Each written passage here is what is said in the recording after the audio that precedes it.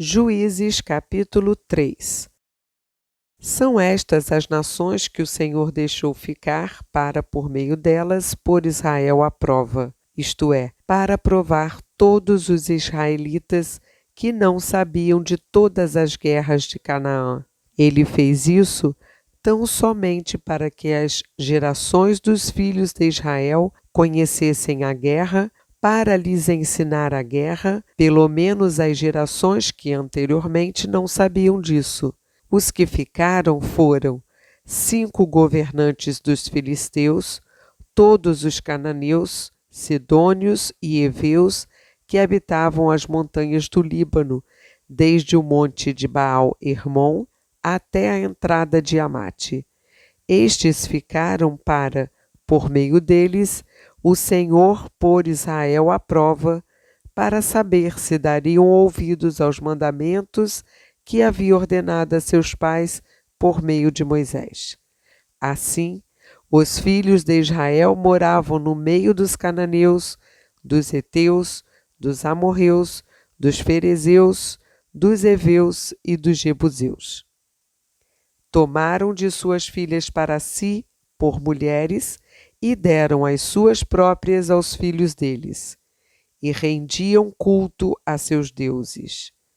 Os filhos de Israel fizeram o que era mal aos olhos do Senhor e se esqueceram do Senhor seu Deus, e renderam culto aos Baalins e ao poste da deusa Azerá. Então a ira do Senhor se acendeu contra Israel, e ele os entregou nas mãos de Cusã-Risataim, rei da Mesopotâmia. E os filhos de Israel serviram Cusã-Risataim durante 8 anos. Os filhos de Israel clamaram ao Senhor, e o Senhor lhes suscitou um libertador que os libertou, Otiniel, filho de Quenaz, que era irmão de Calebe e mais novo do que ele. O Espírito do Senhor veio sobre ele, e ele se tornou juiz de Israel. Foi para a guerra, e o Senhor lhe entregou nas mãos Cusã-Risataim, rei da Mesopotâmia, contra o qual ele prevaleceu. Então a terra ficou em paz durante 40 anos. Otiniel, filho de Quenaz, morreu. Os filhos de Israel tornaram a fazer o que era mal aos olhos do Senhor. Por isso, o Senhor deu poder a Eglon, rei dos Moabitas, contra Israel, porque fizeram o que era mal aos olhos do Senhor.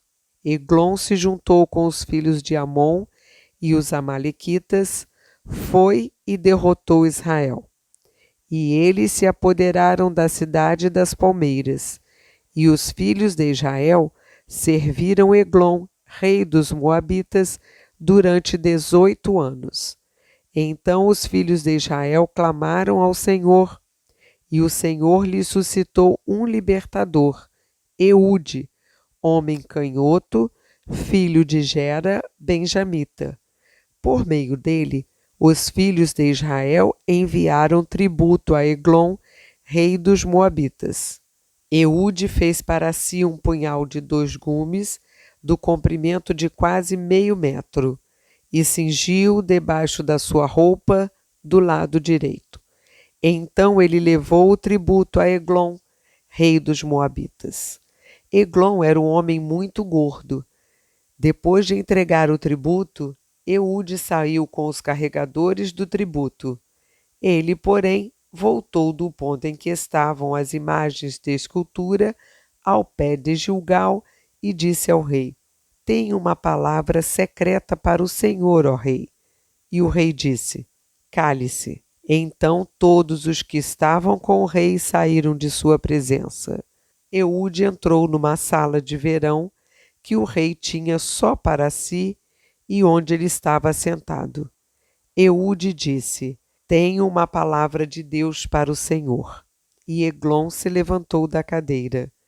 Então Eude estendeu a mão esquerda, puxou o seu punhal do lado direito e o cravou na barriga do rei, de tal maneira que entrou também o cabo com a lâmina, e porque não tirou o punhal da barriga, a gordura se fechou sobre ele. Eude saiu por uma portinhola, passou para a antessala, depois de fechar e trancar as portas atrás de si. Quando ele tinha saído, vieram os servos do rei e viram que as portas da sala de verão estavam trancadas, e disseram: sem dúvida, ele está fazendo as necessidades na sala de verão. Esperaram até cansar, e como o rei não abria a porta da sala, pegaram a chave e a abriram. E eis que o seu senhor estava morto, caído no chão. Eude escapou enquanto eles se demoravam, e tendo passado pelas imagens de escultura, foi para Seirá. Tendo chegado, tocou a trombeta nas montanhas de Efraim, e os filhos de Israel desceram com ele das montanhas, indo ele à frente. E lhes disse: sigam-me, porque o Senhor entregou nas mãos de vocês os seus inimigos, os moabitas. Eles seguiram Eude e tomaram os vales do Jordão contra os moabitas, e a nenhum deles deixaram passar. Naquele tempo, mataram uns 10.000 homens moabitas, todos robustos e valentes, e não escapou nem sequer um. Assim, naquele dia, Moabe foi subjugado por Israel, e a terra ficou em paz durante 80 anos. Depois de Eude, veio Sangar, filho de Anate, que matou 600 filisteus com uma aguilhada de bois. E também ele libertou Israel.